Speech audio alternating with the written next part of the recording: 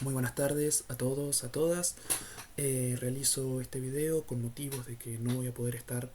presente en la clase del día martes, que concierne al trabajo práctico número 7. En esta ocasión a mí me tocó trabajar con el texto de Liernur y Valent, que abordan básicamente la problemática de las villas miserias y las villas de emergencias en la ciudad autónoma de Buenos Aires y lo que concierne al área metropolitana. Ellos realizan lo que es una reconstrucción histórica de las distintas políticas públicas, desde el Estado Nacional, desde el Estado Provincial y desde el Estado Municipal, y hacen una especie de triada conceptual en donde debaten esa desarticulación que hay entre la planificación, la concepción de la vivienda y lo que implica esa heterogeneidad de la pobreza que se materializa también en un vector como puede ser el acceso a la vivienda. Eh, Bien, voy a dar paso a la presentación. Eh, bueno, como la actividad también consiste en tratar de articularlo con nuestro tema de investigación en la tesis, con nuestro problema de investigación, bueno, quería mostrarles un poquito de qué trata mi tesis, después abordo este texto que nos dio el profe y después cierro articulando texto con el tema de la tesina. Eh, de manera provisoria, mi tesis se titula Renta de suelo urbano y acceso a la vivienda en San Carlos de Bariloche, un análisis del gobierno local, el mercado inmobiliario y los hogares residentes. Un poco el tema de investigación trata sobre las problemáticas habitacionales que se vinculan con el acceso o con la falta de acceso a la vivienda, particularmente en los segmentos de compra-venta y alquiler, por lo que, bueno, se busca problematizar e interrogar justamente a esas fuerzas productivas del espacio urbano, como puede ser el mercado inmobiliario y el gobierno local, y a su vez también hay una tercera dimensión que concierne justamente a la demanda agregada de vivienda, que son los hogares residentes. Bueno, de modo tal que se plantea un problema en estas tres dimensiones, desde cómo está operando el tratamiento legislativo y la normativa urbana del municipio de San Carlos de Bariloche, cómo está operando ese mercado inmobiliario en función de su articulación con la actividad turística y cómo termina afectando a determinados hogares con determinadas características. Así que bueno, un poco ese tema y ese problema está abordando mi tema de investigación. Bien, paso al texto que uno de los textos que nos tocó trabajar. Yo trabajé más en profundidad en este, Problemas de la vivienda en Buenos Aires y las villas miserias, Anaí Ballén y Liarnur. Bien, eh, quiero chequear si esto está grabando. Sí, perdón. Eh, Bien, el texto en sí no es un paper, sino más bien es un ensayo general sobre las villas miserias en Buenos Aires, desde una perspectiva física y urbana. Bien, inicia un poco dando el debate conceptual de lo que implica una villa miseria, inicia con que hay un consenso generalizado que es el mote, el concepto que se le puso a ese tipo de asentamiento humano en Argentina. Eh, pero bueno, una villa miseria que se inicia como villa de emergencia, pero que no termina siendo de emergencia, sino que termina siendo un problema estructural. Acá vemos esas villas de desocupación en 1933 y ya una edificación en altura, con una trama más consolidada infraestructuralmente en el 2009, es decir, prácticamente un siglo en donde esas villas siguen persistiendo, y no solo persistiendo, sino también proliferando. Eh, Bien, algunos problemas para conceptualizar y para abordar estos problemas sobre las villas es que, bueno, no todos estos asentamientos precarios tienen las mismas características. Algunos surgen de sectores urbanos más empobrecidos, otras villas sí son más de emergencia y actúan como un periodo de la trayectoria residencial o como estrategia habitacional para luego acceder al alquiler o la propiedad de la tenencia de la vivienda. Otras surgen como tomas más espontáneas, otras tienen un trasfondo de una organización social, política más profunda. Así que eso muestra un poco eh, lo que implica la heterogeneidad de la pobreza en las villas o en estos asentamientos precarios. profundizan ellos un poco en lo que es la conceptualización de la Villa Miseria y concluyen un poco en lo que es esta oración. Es una representación que identifica el hábitat deficitario y precario que involucra la ocupación ilegal de la tierra. Bien, ahí involucran este tópico de ocupación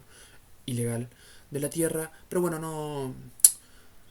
no hacen un gran debate conceptual, sino que se van a centrar más bien en lo que es la reconstrucción histórica de las políticas habitacionales y van a dividir en distintas etapas. Abordan a grosso modo lo que es el siglo XIX, después el siglo XX y ya se centran un poco en la actualidad del siglo XXI. Bien, entonces hacen un análisis bastante rápido de lo que es el siglo XIX. Ellos dicen, bueno, Buenos Aires desde la colonia se viene consolidando o se viene concibiendo desde una perspectiva de las élites o de las clases más pudientes que entendieron a Buenos Aires como un centro administrativo portuario que luego estuvo muy articulada con los excedentes que se generaban en la pampa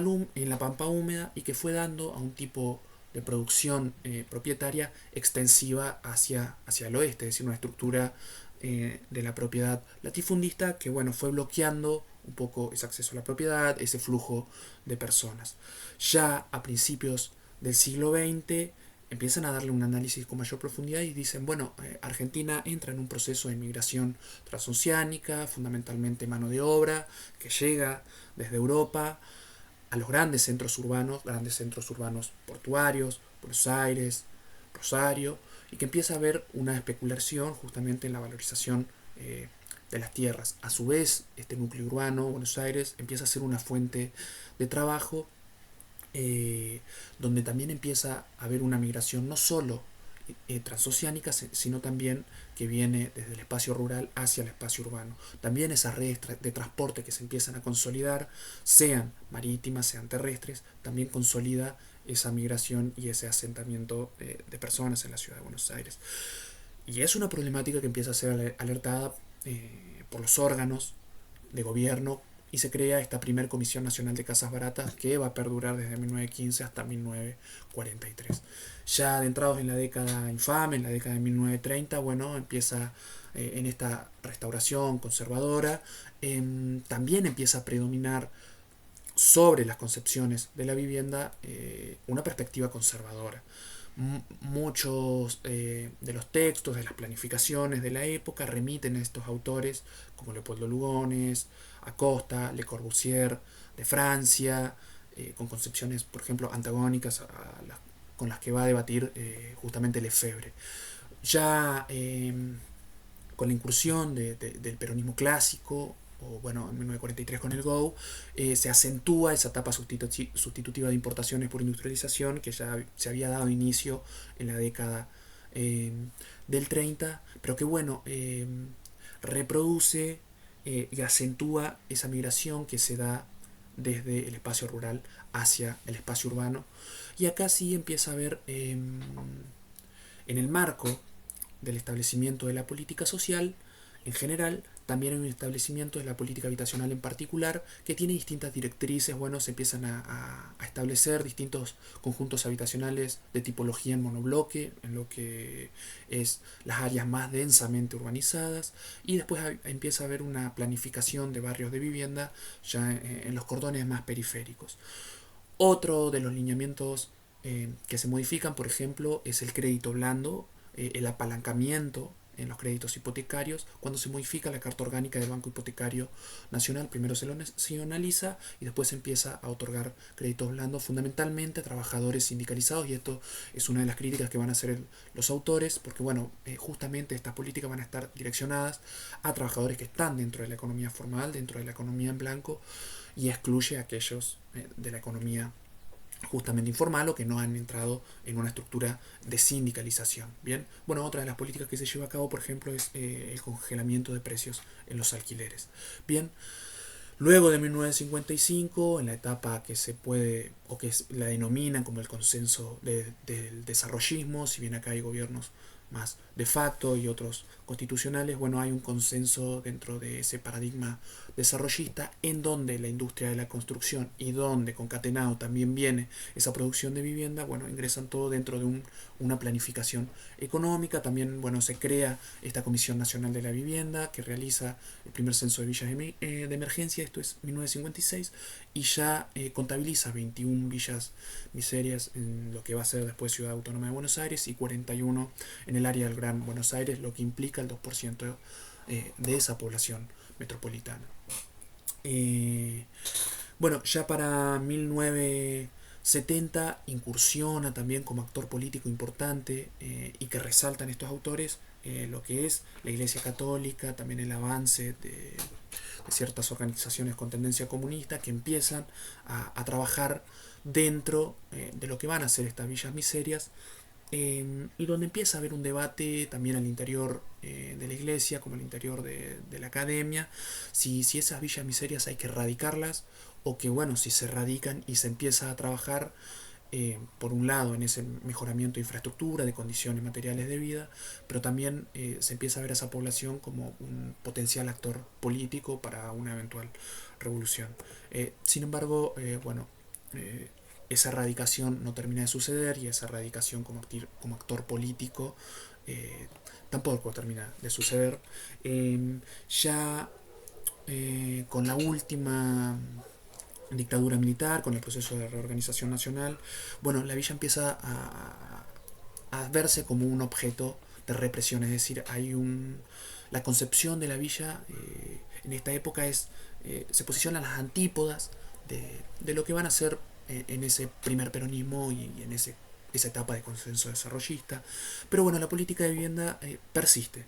Se crea el Fondo Nacional de la Vivienda, el FONAVI, que empieza a delimitar los lineamientos que actualmente tienen vigencia, pero bueno, empieza a haber una serie de contradicciones entre lo que es la política habitacional del Estado Nacional con, por ejemplo, el Estado Municipal, en donde el Consejo Deliberante sanciona el Código de Planeamiento Urbano, en donde, bueno, su normativa prohíbe ciertos usos, ciertas factibilidades constructivas, en donde, bueno, esto se proscriben los loteos económicos y a la vez, como contrapartida, también se establecen los usos de clubes de campo, es decir, usos de suelo para segundas residencias, también de las clases pudientes, en donde se ve una clara discrecionalidad de la acción pública que favorece a determinados grupos sociales en detrimento de otros. Ya cuando se termina esa etapa ingresamos en los años 80, que denomina la etapa radical, en donde, bueno, esa recuperación de la democracia también permite esa recuperación, esa impronta del derecho a la vivienda, en donde, bueno, se crean nuevas unidades, también en formas de monobloc, pero bueno, ese proceso de neoliberalización abierto con el programa económico de Martínez de Hoz imposibilita al, que el Estado se posicione como un actor clave de acción pública. Y lo que distinguen en esta etapa, a diferencia de lo que es inicios del siglo XX, fines del siglo XIX, o lo que es en ese periodo de 1930, donde hay primero una migración transatlántica, segundo una migración desde los espacios rurales hacia los espacios urbanos. Bueno, ahora lo que se detecta es que ya la migración es intraurbana, es decir, esa propia migración sucede dentro del área metropolitana de Buenos Aires. Los sujetos se desplazan dentro de la ciudad y particularmente migran de una villa hacia la otra. Bien, lo que empieza a complejizar la acción pública y lo que empieza a complejizar también esa conceptualización de la pobreza.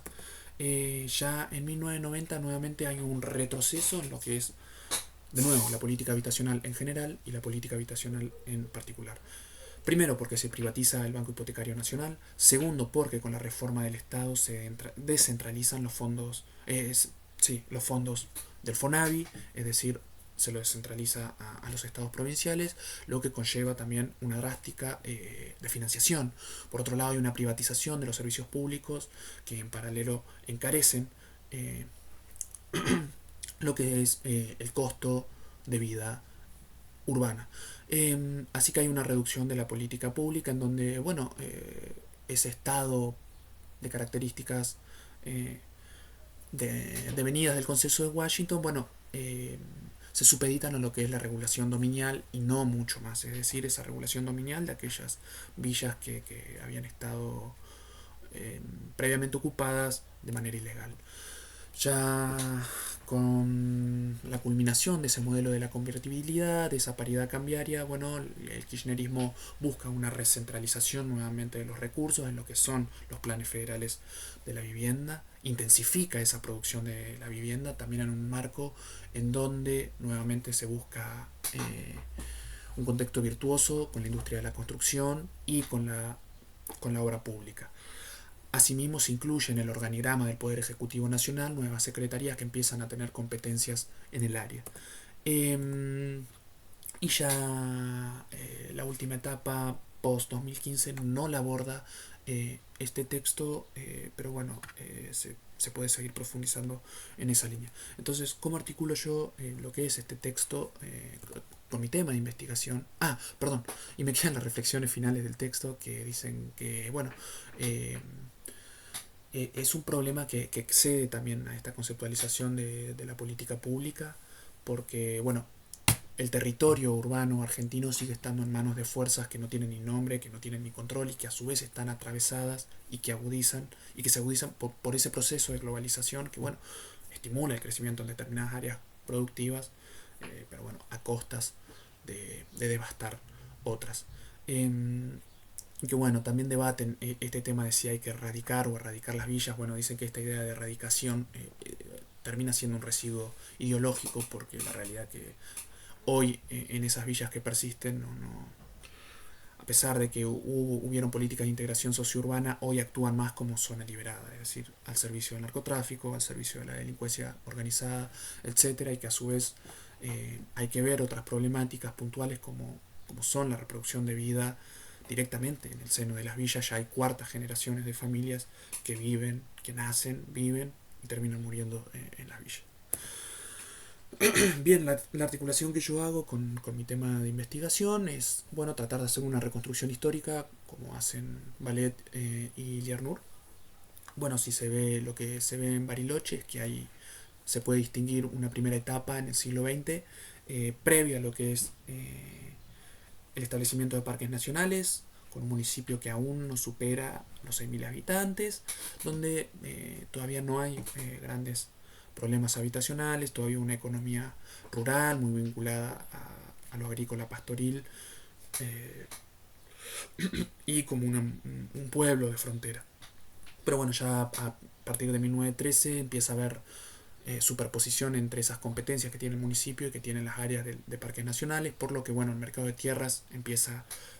a funcionar con características de la laissez-faire, es decir, dejar hacer. Otra de las problemáticas son estos propietarios no residentes. El mercado inmobiliario en Bariloche se promociona mucho en Buenos Aires y hay boletos de compra-venta que, bueno, se comercializan en Buenos Aires. Los propietarios nunca llegan a la ciudad, y a su vez otro de los atenuantes es que se empieza a promocionar fuertemente ya la actividad turística. La segunda etapa, para empezar a comprender la planificación del gobierno local en materia de tierra y vivienda, bueno, la provincialización de Río Negro en 1958. Esto se debe a que la legislatura provincial empieza a tener las competencias para delimitar el ejido urbano, el crecimiento de las hectáreas del ejido urbano, y al día de hoy aún la legislatura rionegrina sigue teniendo esas competencias para agrandar o achicar lo que concierne al ejido urbano. Pero bueno, ya se distinguen las primeras problemáticas de acceso a la tierra para las clases bajas, como es el caso del 10 de diciembre, atrás de la anónima de Albarracín. Una segunda etapa que se puede ver es esas facultades municipales que se empiezan a establecer ya en la década de 1980, 1990, con la sanción del primer Código de Planeamiento y Edificación, el primer Código Urbano, donde empieza a haber superposición de normativas y donde empiezan a aplicarse de manera discrecional, con un claro tinte funcional al mercado inmobiliario y a los actores privados. Bien, Pero bueno, la problemática habitacional, la literatura reconoce que explota en lo que es la primera década del siglo XX. Hay un proceso masivo de distintas tomas de tierras en distintas áreas de la ciudad, sea el barrio Nahuel, Malvinas, por ejemplo, los más grandes, u otro caso como es el 29 de septiembre. A su vez, el municipio incluye también en su órgano ejecutivo el Instituto Municipal de Tierras y Viviendas para el Hábitat Social. Eh, pero bueno, ese proceso de toma de tierra sigue perdurando hasta el día de hoy. Entonces las reflexiones finales también están vinculadas a lo que planteaban los autores, que, bueno, que es una producción de un espacio urbano que también forma parte de un proceso ciego, es decir, de distintos actores que no logran reconocerse, eh, ni en las propias ordenanzas que se sancionan, ni en el propio debate público, que también está atravesado por ese proceso de globalización, en donde hay capitales internacionales que buscan captar esa rentabilidad que fundamentalmente se genera a partir de la actividad turística, que dolarizan el mercado, que generan este proceso de inflación en la compraventa, que producen este desplazamiento de la oferta de alquileres permanentes hacia alquileres temporarios, etcétera. Y otra de las reflexiones es que, bueno, si realmente hay villas miserias o villas de emergencia en San Carlos de Bariloche, si se las puede denominar desde ese concepto, eh, si no, si la densidad constructiva urbana también influye en esta conceptualización o no. Bueno, es un debate, me parece que ahí hay tela para cortar. Por otro lado, también se puede empezar a problematizar, bueno, dentro de este proceso ciego, cuál es el rol que está adoptando el gobierno local y cuál es también ese rol que está cumpliendo el Estado provincial. Eh, bueno, esto ha sido mi presentación. Espero no haberlos aburrido y nos vemos el martes que viene. Muchas gracias.